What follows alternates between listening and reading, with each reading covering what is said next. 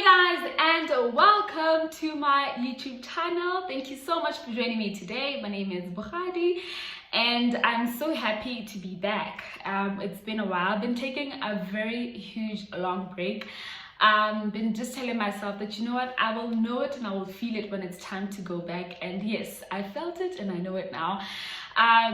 If at all you felt like you needed some content and I wasn't delivering at all, I'm so sorry. Sometimes you just need that little break, you know, from everything. Not like anything is wrong, but just to breathe and take a little pause in life with some of the things that you've been doing on a regular. So yeah, this is me back, and I'm so happy that finally I found my niche.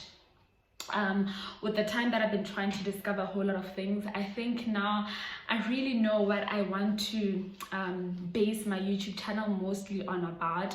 And I think because of that, you've already seen the title of my video, mental health, healing, surviving and thriving with finding therapy, being happy, self-love, and a whole lot more other things that would lead to you being happy, mental health freedom, and just healing, you know, from your past mistakes, from your traumas, childhood trauma, or whatsoever that it is that you may call it. So yeah, you'll be seeing most of that on my channel. I am not a qualified therapist or counselor or psychologist whatsoever, but I love just talking about life, and I love talking about all these things because it's one of the things that I'm really passionate about. I talk to like 90% of women on my DM, on my DM, WhatsApp, Facebook, Instagram, almost everywhere, and I really thought that, you know what, this is really big. This would also be a great opportunity for me to divert onto that and the like. But doesn't mean that you guys will be seeing most of fun or vlogs. I'll try here and there, but if you don't, just know that yeah, this is where we are. Anyway, so today I just wanted to talk on a lot. Oh yeah, by the way, if you're new, thank you very much. Please click on the subscribe button. I'd really love to have you a part of my family, and I definitely know that you'd love to have me a part of your favorite YouTubers. Of course, thank you very much. Okay, so today I just wanted to talk about something that I know that most of us, or most of the time I get DMs on about, which is people thinking that they're stuck in their life, or probably if you've probably started therapy and you still feel like, you know what, I still feel stuck, or you haven't started therapy and you still just feel stuck a little on some of the things that you started in your life, or a journey that you started in your life, and you just don't think that you still don't think that you're making so much progress, either your whole entire life or a certain area of your life, your relationship, love life, your finances, family or job, your career, anything, your goals that you've set for yourself, and you just feel so stuck, and it just depresses you. It gives you so much anxiety, it gives you so much your emotions are just all over the place, and you just don't know who you are anymore. So let me just get right into it. These are just 3 things that I just want you to notice, and maybe if you are experiencing all those, I'll just also throw in a few tips onto how you can get over it. Please do find a good therapist if you know that you're going through a lot. My DM is also open. If you want to talk, we can definitely do that. And do find the professional help that you feel that you can. If my videos are also helping, then I'll be happy to do, I'm happy to deliver as well. Let me just get right into it. First thing is definitely acknowledging and taking responsibility of how you feel. So if you feel stuck in some way, somehow, you're definitely not taking up responsibility or acknowledging how you feel. So every point that I'm going to mention, the opposite of it is just definitely what you can do to get past it. So if you're not taking responsibility or you're not acknowledging how you feel, then the thing that you can do to oppose that is acknowledging, and the thing that you can do to stop being stuck is acknowledging and taking responsibility of your feelings. So what I really mean by that is that sometimes when we go through so much, or when you've been hurt by your past, or you've been triggered in some way, somehow, or someone has probably your past is still haunting you down, or something that you've gone through, your childhood trauma, or healing that you want to go or that you want to encounter, is definitely the fact that like I said, you're not owning out, you're not acknowledging how you feel, because sometimes we tend to brush our feelings off because I want to pretend that I'm okay, or I want to be okay. Of course you want to be okay, of course you will be okay, but it starts off first by acknowledging how you feel, that you know what, I'm actually angry at this person, I'm actually pissed by the way this person treated me, I'm actually sad, I'm actually hurting, I actually want to cry now, you know what, I'm actually not happy, I actually need help. So having to acknowledge how you feel is the most important thing, and the first thing that you need to do for you to move from one A to B, and having not being stuck, and taking responsibility, meaning in the sense that if you feel like you are stuck, if you feel like you're hurt, you feel like you're angry, what are you doing because of that? How do you take responsibility of that? Do you hurt people in return because you feel like, you know what, I'm going through a lot? You know, are you angry at other people? Are you angry at other people because you have anger issues? You know, are you taking responsibility of how you feel? Are you going to be spiteful because someone else was spiteful to you? Are you also going to backstab other people, or that very same person or they've turned their back against you, so now you start gossiping about that person, you start being bitter about life, you start being jealous from that person, you start talking bad things about that person because they've done bad things to you. So how are you taking responsibility of how you feel? Or are you going to choose to be the better person? Are you going to choose to apologize? Are you going to choose to be better? Are you going to choose to cut off that person, rather than keeping that same cycle going on and on, of having to apologize, of having to start things all over again? This also goes on to love and intimate relationships, you know, where you know that your partner is the toxic one, and you guys just keep going on a cycle that you guys won't stop. You won't be the bigger one because you feel like you love this person. At the same time, you know how this person is acting, and you know how spiteful they are, so you become spiteful in return, and you become angry in return because they're an angry person. But are you the angry person? Are you going to be the better person, you know, to tell this person that, you know what, we are not actually happy together, let's just go seek help, or I think it's better when we're not together, let's just part ways and be better people as individuals? Or are you going to just keep letting the cycle go? Take responsibility of your actions and acknowledge how you feel. I think having to take responsibility comes right after being able to acknowledge how you feel, that, you know what, I'm not happy with this person really hurt me, I really think that this person tore me apart. Because if you don't acknowledge how you feel, you're going to feel stuck, and you are going to, it's like having to not take responsibility or having to not acknowledge how you feel is like you are still in denial of something that's happening, or it's like you're being in denial of the truth of what's really happening, of the foundation of everything. And because of that, you were going to stay in the same cycle of having to be depressed all the time, being hurt all the time, and having to think about something all the time, which is going to keep on being a cycle, of which at the end is just going to make you a very not nice person.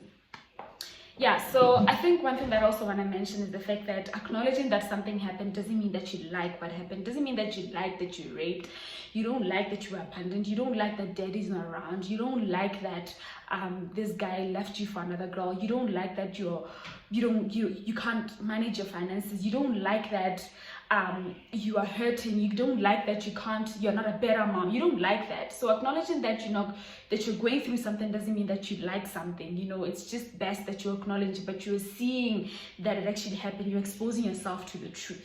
So yeah, I think the second thing that I also want to mention is the fact that you are wrapped around your story. The reason why you're stuck and the reason why you're not moving on is because you're wrapped around your story, you're wrapped around what's happened, you're wrapped around what is happening or what has happened. Wrapped around what's happening, meaning that you always find yourself in a situation where I deserve where you tell yourself that, you know what, I deserve what happened, daddy wouldn't have, blaming yourself all the time and victimizing yourself all the time about something that happened, you know, always have to finding yourself that you a victim. And another thing is, the other thing that will always keep you there also is the fact that you also want closure. Like closure is good, don't get me wrong, closure is good, but then sometimes I feel like we always find ourselves having to leave or to put ourselves in a position where we want to remain in a situation because you're waiting for closure.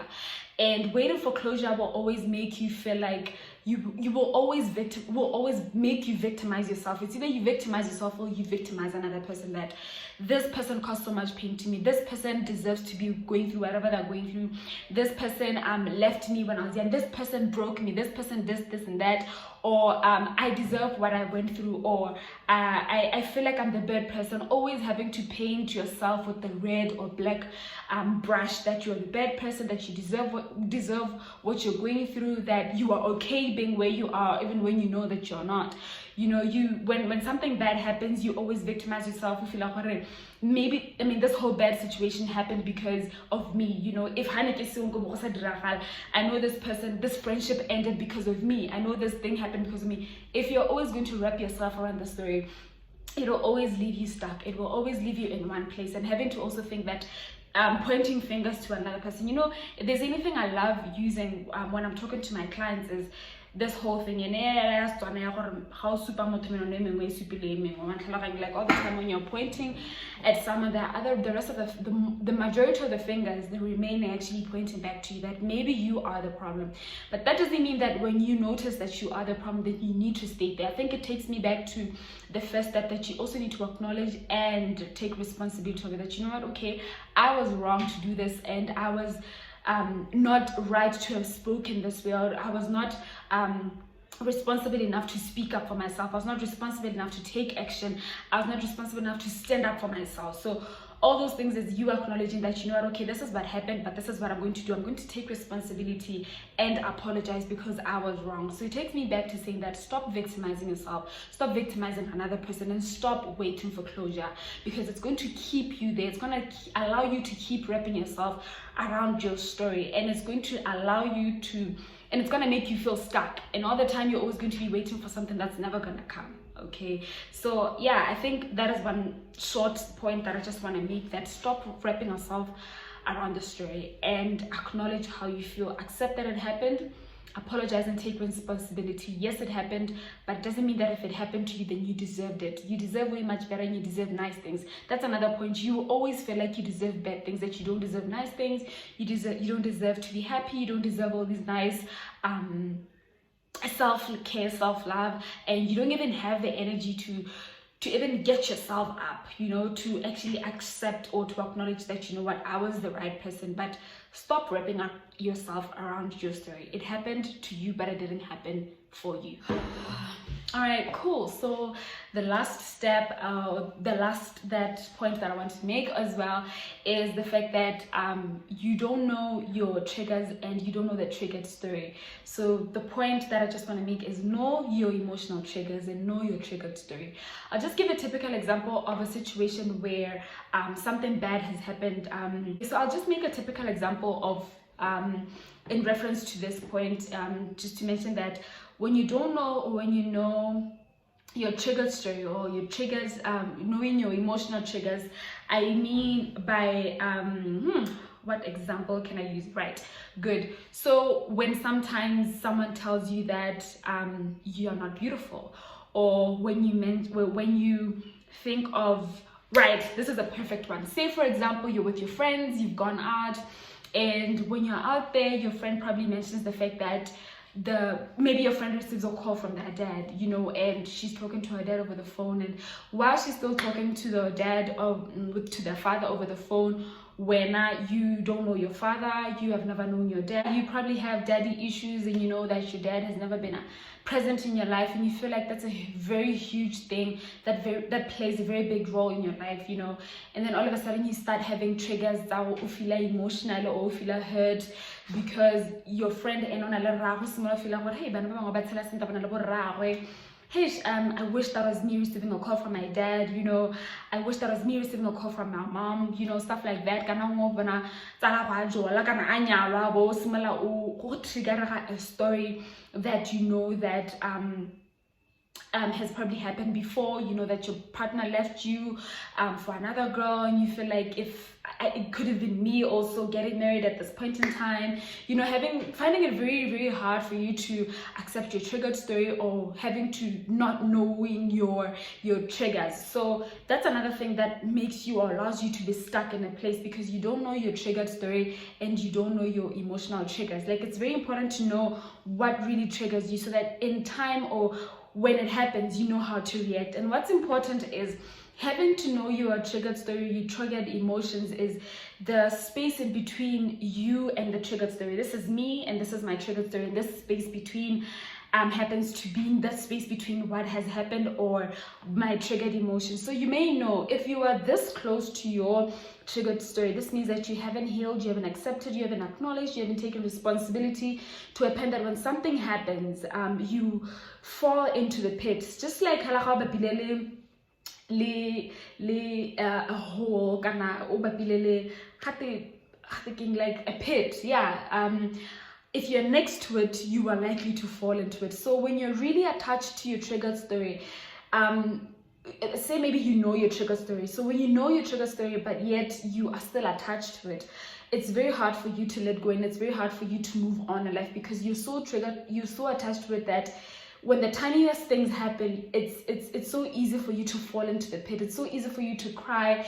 You are triggered emotionally, you just get emotional. Either you get angry or you get some sort of emotions that are just not you know. So it's very important that when you know your triggers, when you know your triggered story, you create and you are able to acknowledge how you feel, taking responsibility, and being able to know what exactly had made you feel that way.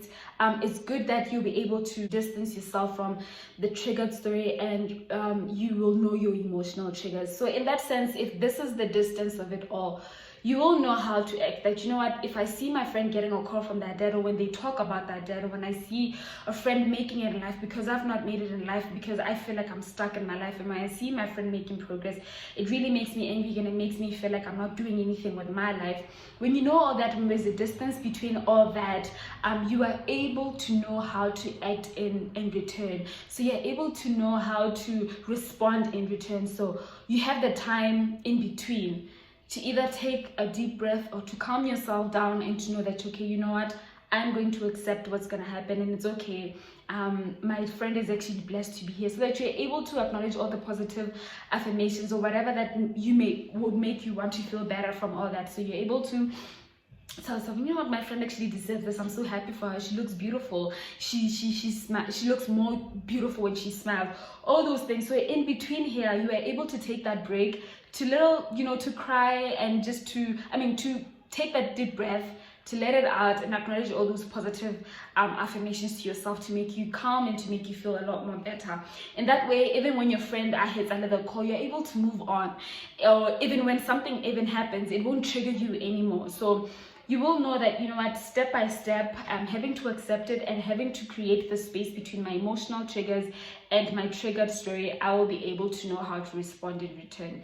So know your triggered story. Some people are actually depressed, but they don't know what depresses them. Some people are hurt, but they don't know what hurts them, what makes them angry. So know what those are, so that you may also take responsibility by being able to avoid those people, to avoid those places.